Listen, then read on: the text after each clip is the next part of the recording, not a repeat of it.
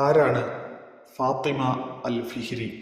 ആധുനിക വിദ്യാഭ്യാസ സമ്പ്രദായത്തിന് എന്ത് സംഭാവനയാണ് ഫാത്തിമ അൽ ഫിഹ്രി നൽകിയത്?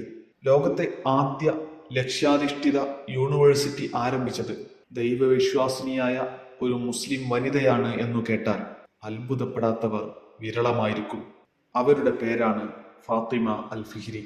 ഐക്യരാഷ്ട്ര സഭയുടെയും ഗിന്നസ് വേൾഡ് റെക്കോർഡ് സമിതിയുടെയും മാഞ്ചസ്റ്റർ യൂണിവേഴ്സിറ്റി പ്രസിന്റെയും അഭിപ്രായ പ്രകാരം ലോകത്ത് ഇന്നും നിലനിൽക്കുന്ന യൂണിവേഴ്സിറ്റികളിൽ ഏറ്റവും പഴക്കം ചെന്നത് ഫാത്തിമ അൽ ഫിഹ്രി എന്ന മുസ്ലിം വനിതയാൽ സ്ഥാപിതമായതാണ്. ഈ യൂണിവേഴ്സിറ്റി ഇംഗ്ലണ്ടിലെ ഓക്സ്ഫോർഡിലോ അമേരിക്കയിലെ ഹാർവാർഡിലോ അല്ല സ്ഥിതി ചെയ്യുന്നത്, മറിച്ച് ആഫ്രിക്കൻ വൻകരയിൽ സ്ഥിതി ചെയ്യുന്ന മൊറോക്കോയിലെ പ്രകൃതി രമണീയ പ്രദേശമായ ഫെസ് നഗരത്തിലാണ്.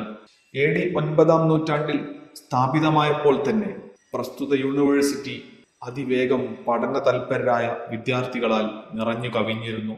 മറ്റു യൂണിവേഴ്സിറ്റികളെപ്പോലെ തന്നെ അൽ ഖറവിയ്യൻ യൂണിവേഴ്സിറ്റിയിൽ Islamic law, history, medicine, science തുടങ്ങിയ കോഴ്സുകളാണ് ഉണ്ടായിരുന്നത്. കൂടാതെ ആയിരക്കണക്കിന് പുസ്തകങ്ങളുള്ള നിരവധി ലൈബ്രറികളും ഖറവിയ്യൻ യൂണിവേഴ്സിറ്റിയിൽ ഉണ്ടായിരുന്നു.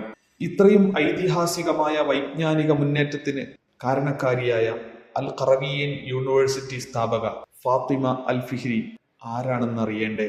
മുഹമ്മദ് അൽ ഫിഹ്രി എന്ന ധനികനായ കച്ചവടക്കാരന്റെ മകളായി AD 800-ലാണ് അവർ ജനിക്കുന്നത്.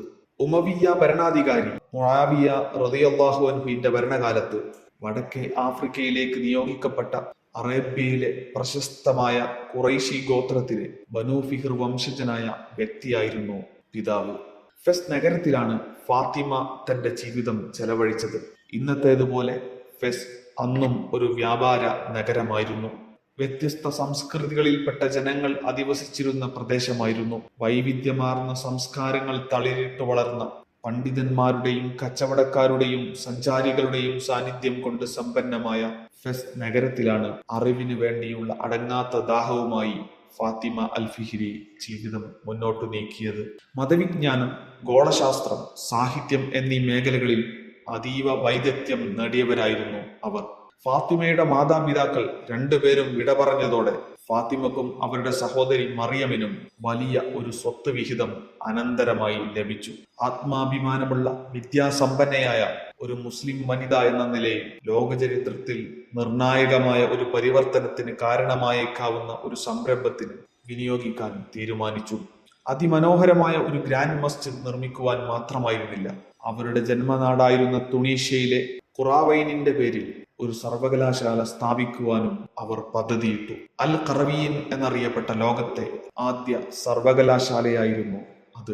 തുടക്കം മുതൽ തന്നെ ഒരു വൻ വിജയമായി അത് മാറി. പ്രഗത്ഭരായ അധ്യാപകരിൽ നിന്ന് ഉന്നത വിദ്യാഭ്യാസം നേടുവാൻ വേണ്ടി സാഗരങ്ങളും മരുഭൂമികളും മാമലകളും താണ്ടി വിദ്യാർത്ഥികൾ ഖറവിയ്യയിലേക്ക് ഒഴുകി.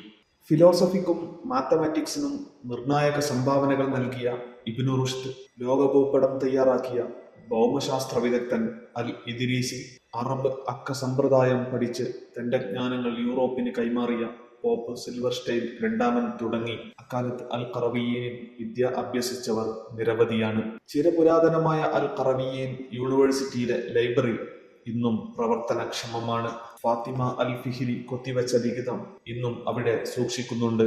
14-ാം നൂറ്റാണ്ടിൽ വിരചിതമായ ഇബ്നു ഖൽദൂന്റെ മുഖദ്ദിമ ഉൾപ്പെടെയുള്ള 4000-ലധികം ഗ്രന്ഥങ്ങളുടെ കയ്യെഴുത്തു പ്രതികൾ യൂണിവേഴ്സിറ്റി ലൈബ്രറിയിൽ കാണാം. ആയിരക്കണക്കിന് ജനങ്ങളാണ് ഇന്നും അറിവിന്റെ ആ അമൂല്യനിധി കാണാനായി വന്നുകൊണ്ടിരിക്കുന്നത്. അൽ ഖറവിയ്യൻ യൂണിവേഴ്സിറ്റിയുടെ പ്രവിശാലമായ കോർട്ട്യാർഡിലൂടെ വ്യത്യസ്തവും ആകർഷണീയവുമായ മിനാരങ്ങൾ നോക്കിക്കൊണ്ട് നടക്കുകയെന്നത് പ്രത്യേക അനുഭൂതിയാണ്. തീർച്ചയായും നൂറ്റാണ്ടുകൾക്ക് മുമ്പ് ഫാത്തിമ അൽ ഫിഹ്രി നിർമ്മിച്ച അൽ ഖറവിയ്യൻ യൂണിവേഴ്സിറ്റി ആഗോള വിദ്യാഭ്യാസ ക്രമത്തിലുള്ള ഒരു വലിയ നിക്ഷേപമായിരുന്നു. തുടർന്നുള്ള വൈജ്ഞാനിക മുന്നേറ്റത്തിന് അത് വലിയ ഒരു നിമിത്തമായി മാറി.